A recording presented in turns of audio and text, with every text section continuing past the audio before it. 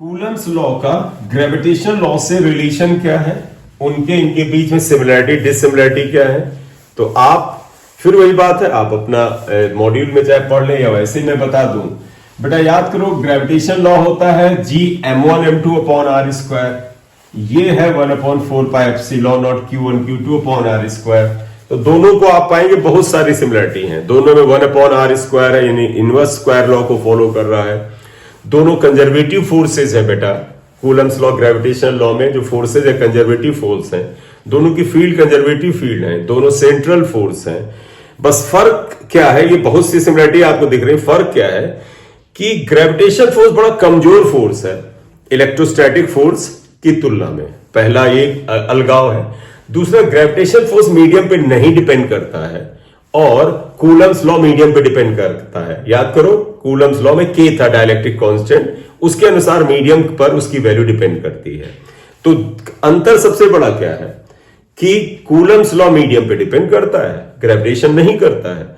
और ग्रेविटेशन बहुत छोटा फोर्स है as compare to the Coulomb's law. Clear बेटा?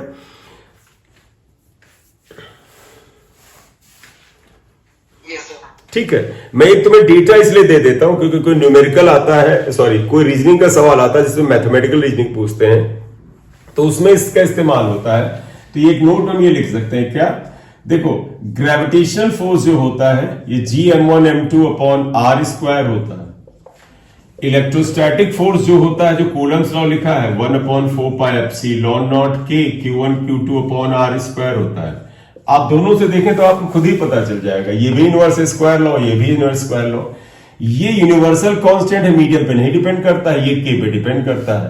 और जो बहुत कमजोर है इसके बारे में एक चीज बता दें तो क्या आएगा, सबसे इंपॉर्टेंट नोट क्या है कि ग्रेविटेशनल फोर्स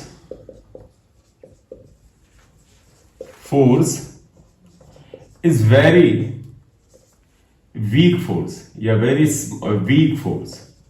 ये बहुत ही वीक फोर्स होता है as compare to electrostatic force. ठीक है बेटा, इसकी तुलना में बहुत वीक होता है। मैं एक डेटा देता हूं, ध्यान रखिएगा। अगर आप यहां एक इलेक्ट्रॉन रखें और कुछ दूरी पर एक इलेक्ट्रॉन रखें, तो दो इलेक्ट्रॉन अगर r डिस्टेंस पे रखें तो तुम्हें पता है इलेक्ट्रॉन का मास भी होता है me 9.1 × 10⁻³ kg। तो इलेक्ट्रॉन के चार्ज की वजह से इलेक्ट्रोस्टैटिक रिपल्शन लगेगा Fe, और साथ ही साथ मास की वजह से ग्रेविटेशन अट्रैक्शन लगेगा Fg। ये आप अगर कंपेयर करें तो आप यहां क्या पाते हैं, पहला डेटा फॉर इलेक्ट्रॉन पेयर, मतलब इलेक्ट्रॉन पेयर अगर ले लें तो आप पाते हैं कि ग्रेविटेशन फोर्स Fg और इलेक्ट्रोस्टैटिक फोर्स इनके बीच में जो Fe होता है, इसकी वैल्यू लगभग 10⁻43 टाइम्स होता है। अंदाजा लगा लो ग्रेविटेशन फोर्स इसकी तुलना में कितना छोटा है। अगर आप एक बेटा इलेक्ट्रॉन ले लें, जैसे यहां एक इलेक्ट्रॉन ले लें और एक प्रोटॉन ले लें, और इनके बीच में भी ग्रेविटेशनल फोर्स और इलेक्ट्रोस्टैटिक फोर्स निकाले। मैंने इलेक्ट्रोस्टैटिक फोर्स लिखा है, दूरी आधी रख लो और ग्रेविटेशनल फोर्स निकालो। क्यों बेटा ग्रेविटेशनल फोर्स? क्योंकि इलेक्ट्रॉन का भी मास होता है और प्रोटॉन का भी मास होता है। तो आप ध्यान रखिएगा, फॉर इलेक्ट्रॉन प्रोटॉन पेयर, जैसा हमने इलेक्ट्रॉन प्रोटॉन लिया है, तुम्हें पता है ये Fg और Fe का जो रेशियो होता है ये 10⁻39 होता है। इसे ध्यान रखने से फायदे हैं। एक और लास्ट पेयर ले लेते हैं, और वो क्या होगा बेटा, अब अगर हम दोनों प्रोटॉन कर लें तो पहले हमने इलेक्ट्रॉन किया, इलेक्ट्रॉन प्रोटॉन किया, फिर प्रोटॉन करें, फिर प्रोटॉन चार। हाँ बेटा, एक्चुअली वो इलेक्ट्रोस्टैटिक फोर्स भी इलेक्ट्रॉन की तरफ आएगा ना, वो सर रिप्रेजेंटेशन में थोड़ा सा आपसे मिस्टेक हो गया यहां पर। अच्छा, थैंक यू। ये यहां पर एक प्लस है एक माइनस है, तो अट्रैक्शन होगा, मैं इसके अकॉर्डिंग रिपल्शन लिख गया, तो इस जगह लगा देते हैं। देखो Fe आएगा। हाँ, चलो थैंक यू बेटा।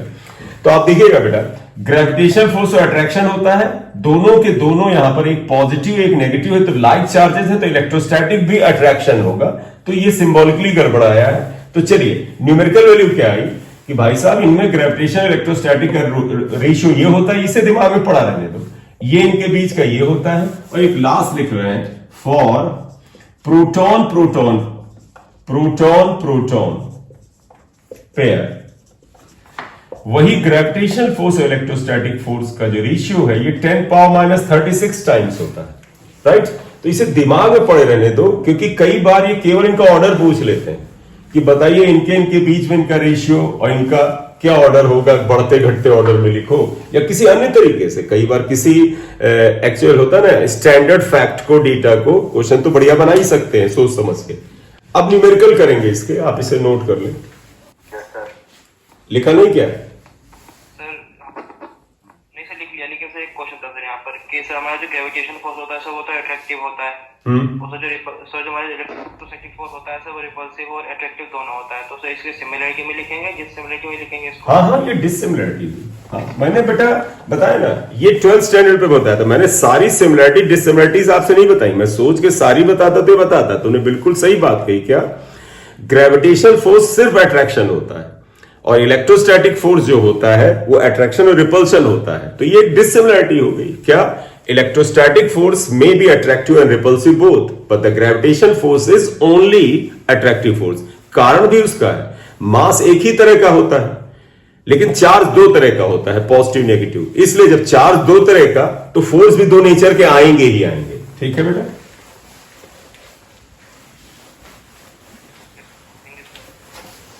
चलिए मैं एक क्वेश्चन ये ले रहा हूं, आप देखिएगा। एक बेटा ये सपोर्ट है और इसके साथ स्ट्रिंग के साथ दो आइडेंटिकल बॉल सस्पेंडेड है।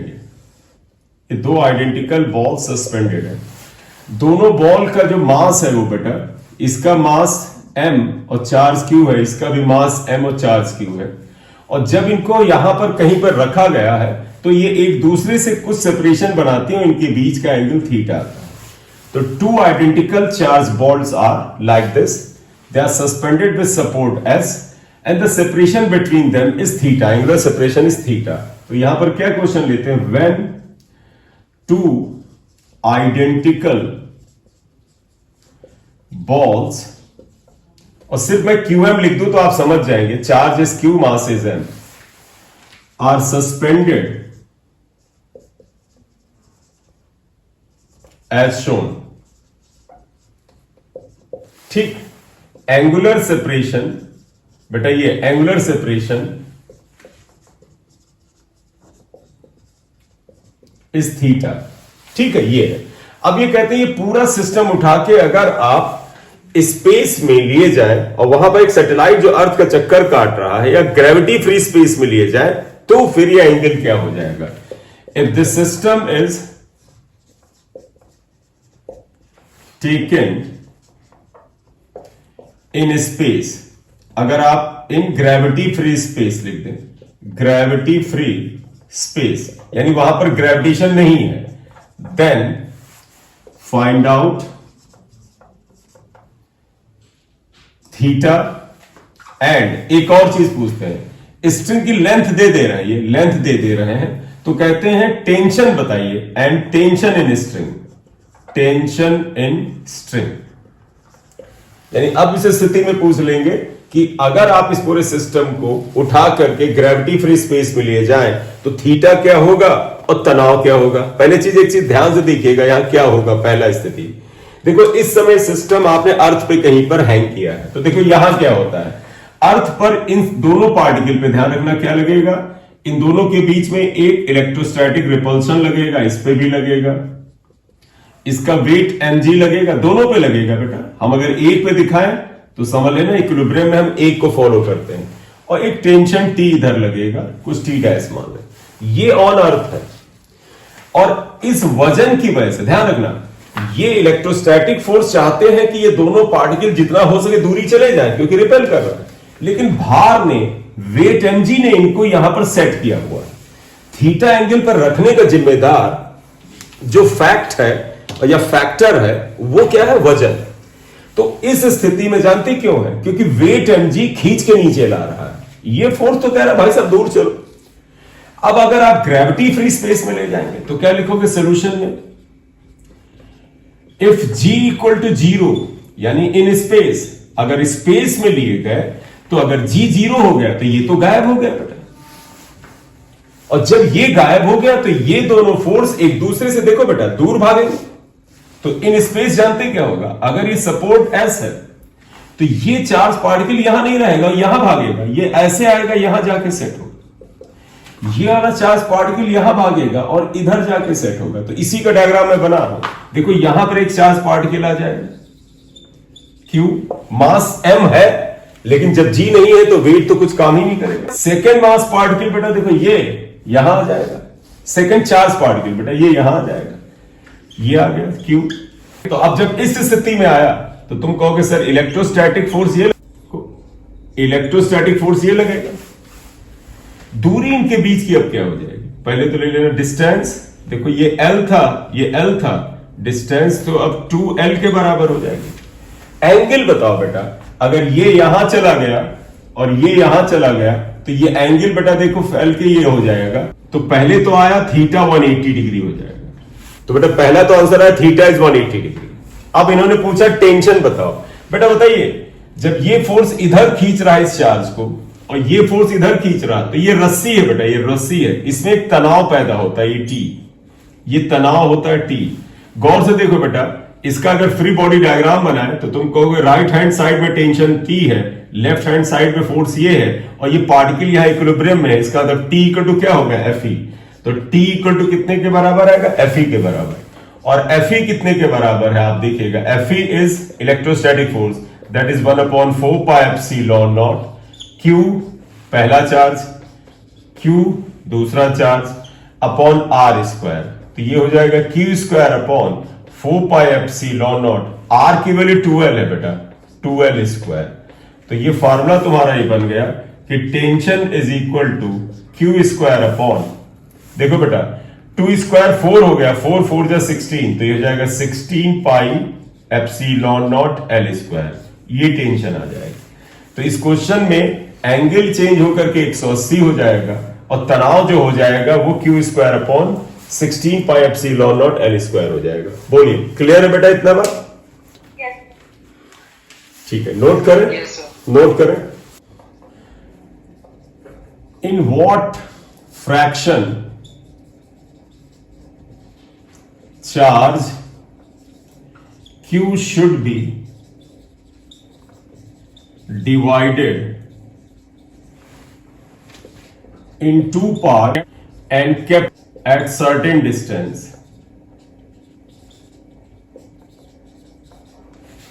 so that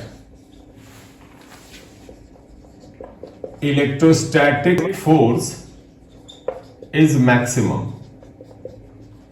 इन्होंने बोला क्या है, in what fraction a charge Q should be divided into 2 parts and kept at a certain distance so that electrostatic force is maximum। तो इस सोल्यूशन में बताया क्या कह रहे हैं, कह रहे हैं चार्ज Q को कैसे दो हिस्सों में डिवाइड करें, कितने बड़े बड़े दो हिस्से करें जिससे कि उनको एक निश्चित दूरी पर रखने के बाद फोर्स मैक्सिमम हो। तो आप ये मान लो इस चार्ज का एक हिस्सा हम Q1 कर लेते हैं और दूसरा हिस्सा Q2 कर लेते हैं, तो ऑब्वियसली बात पहला अगर Q1 है तो Q2 क्या हो जाएगा, Q माइनस Q1 हो जाएगा, Q में से Q1 गया। तो suppose there are 2 parts Q1 and Q2, if first part is Q1 second will be Q minus Q1, ये आ जाएगा। अब ये कहते हैं इन दोनों को कुछ दूरी पे रख दो, F कितना आ जाएगा, देखो बेटा इन्होंने बोला ना सर्टेन डिस्टेंस, अब वो डिस्टेंस तुम डिसाइड कर लो, R मान लो, तो मान लो इसको हमने R दूरी पे रख दिया तो फोर्स ये बनेगा 1/4 pi epsilon not Q1 Q2 upon R square. तो फोर्स ये बनेगा K, Q1 is Q1, Q2 is Q minus Q1 upon R square, ये फोर्स आ गया। क्वेश्चन में क्या बोला गया है कि अगर उन्हें सर्टेन डिस्टेंस R पे रखा जाए तो इनका Q1 और Q2 कितना हिस्सा होगा, कौन कौन से प्रोपोर्शन में हिस्सा होगा जिससे फोर्स मैक्सिमम हो। मैक्सिमा की बात कर रहे हैं तो हमें F का फर्स्ट डेरिवेटिव लेना चाहिए और 0 रखना चाहिए, क्योंकि सभी को पता मैक्सिमम मिनिमा की कंडीशन क्या है, उसको अगर एक बार डिफरेंशिएट करें वो वैल्यू 0 होनी चाहिए, जैसे dy by dx equal to 0 आता था। तो प्रश्न आता है किसके रेस्पेक्ट में डिफरेंशिएट किया जाए, तो आप जरा ध्यान रखिएगा। राइट हैंड साइड में देखो तो हमारे पास K तो कांस्टेंट है, तो कांस्टेंट के रेस्पेक्ट तो करते ही नहीं, भूल जाइए। Q भी कांस्टेंट है क्योंकि Q is a given charge, charge अगर ये 10 कूलम है तो 10 है, वो तो बदल नहीं सकता। सिर्फ Q1 वेरिएबल है। तुम कहो नहीं सर R भी है, R कहां है? R तो सर्टेन डिस्टेंस है, सर्टेन मतलब निश्चित है। तो इसका मतलब Q1 के रेस्पेक्ट डिफरेंशिएट करिए और उसके फर्स्ट डेरिवेटिव को 0 रखिए। एक और तरीका है, क्या जो निकालना होता है उसके रेस्पेक्ट डिफरेंशिएट करते हैं, ये भी आप तरीका ध्यान रख सकते हैं। और निकालना हमें क्या है? Q1, कि भैया Q1 कितना हिस्सा है। तो हम यहां पर क्या लिखेंगे? For F2 maximum df upon dq1 is equal to 0 होना चाहिए। मतलब इसको अगर हम Q1 के रेस्पेक्ट डिफरेंशिएट करें तो 0 आना चाहिए। इसका मतलब यह आ जाएगा d बाई dq1, और f की जगह पर, बेटा f की जगह पर ये वैल्यू डाल रहे हैं कि इसे ओपन करने, चलिए एक लिख लेते हैं, q minus Q1 upon r square should be equal to 0 आएगा। अगले स्टेप में आइएगा, जरा ध्यान दीजिएगा। देखो बेटा k कांस्टेंट है, बाहर निकाल लो। तो k कांस्टेंट बाहर निकाला, d by dq1, bracket open कर देना, q1q माइनस Q1 स्क्वायर, तो ये हो जाएगा q1q minus Q1 square is equal to 0। r square को भी यहां बाहर निकाल लो बेटा, क्योंकि ये भी कांस्टेंट है। तो देखो बेटा ये कांस्टेंट इधर आया, 0 से मल्टीप्लाई डिवाइड हुआ 0 हो गया, तो इसलिए d by dq1, q minus Q1 और minus d by dq1, Q1 square equal to 0 आया। जरा डिफरेंशिएट करिएगा, देखो q कांस्टेंट है, बाहर निकालो, d बाई डी Q1 क्या आएगा? 1। याद है ना बेटा, d by dx x equal to 1 होता है, minus d by dx x square equal to क्या होता है? 2x, यानी 2q1 n minus 1 2 minus 1 equal to 0। तो q minus 2q1 is equal to 0। इसका तो Q1 is equal to q by 2 आया। क्या आंसर आया बेटा? Q के आप दो हिस्से करो, Q1 एंड Q2। तो Q1 अगर q बाई 2 हो, Q2 निश्चित रूप से q माइनस q बाई 2 हो जाएगा, and Q2 equal to q minus Q1 equal to q minus q by 2 equal to q by 2 आया। तो क्या लबोलवाब निकला? अगर किसी चार्ज q को दो हिस्सों में डिवाइड करना हो और एक निश्चित दूरी पे रखने पर मैक्सिमम फोर्स फाइंड आउट करना हो, तो उस समय चार्ज q के दो बराबर हिस्से करने चाहिए, यानी first part should be equal to q by 2, second part should also be equal to q by 2। और ये रूल बेटा मास में भी लगता है कि एक मास m को किस फ्रैक्शन में डिवाइड करके निश्चित दूरी पे रखें जिससे कि उनमें gravitational force of attraction same हो, gravitational force of attraction maximum हो, तो उसमें भी बेटा आंसर m/2 आता है। आंसर क्या लिखोगे कि Q1 is q by 2 and Q2 is also equal to q by 2। कल इलेक्ट्रिक फील्ड और अगला पार्ट उठाते हैं, ठीक है बेटा? Thank you very much. Thank you sir. चले, good night. Good evening sir. Good night बेटा, ठीक है, नमस्ते सर। गुड नाइट बेटा, thank you so much. Good night बेटा, ओके बेटा।